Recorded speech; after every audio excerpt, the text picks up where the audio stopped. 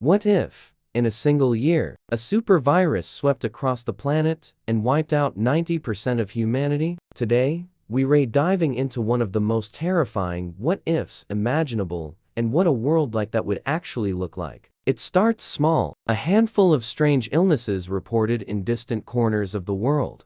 Doctors notice symptoms they've never seen before: fast, aggressive, relentless. At first, nobody panics. Governments reassure everyone.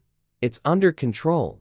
It's contained. It's nothing to fear. But within weeks, the truth becomes impossible to hide. The virus spreads faster than anything in recorded history. Not because of conspiracies, not because of engineering, but because the world is connected like never before. Flights, shipping, global travel. Humanity is one giant web, and the virus rides every thread.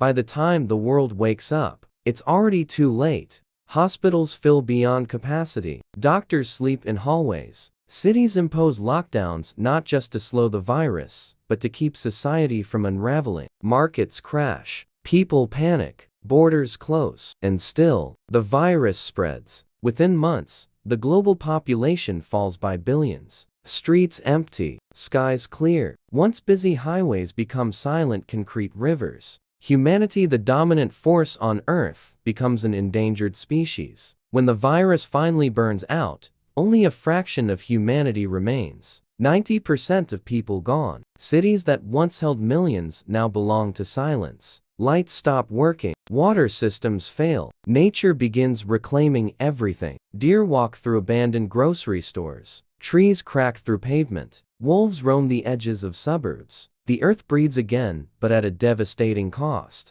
The survivors? They face challenges humanity hasn't seen for thousands of years. Food scarcity, lack of electricity, no supply chains, no governments, no safety nets, just scattered pockets of people trying to rebuild a shattered world. Imagine wandering through your hometown and hearing nothing. No cars, no voices, no laughter. Every survivor carries a story of loss. A family missing, a city vanished, a world that collapsed in slow motion before their eyes. But in the middle of the silence, something else begins to grow. Connection. Small groups form communities. Strangers protect each other. Old rivalries fade. People rediscover skills long forgotten: farming, craftsmanship, survival. Humanity shrinks, but humanity deepens. Years later, the world looks unrecognizable. Skyscrapers crumble under vines. Highways crack and fade under moss. The stars shine brighter because pollution has disappeared. And slowly, piece by piece,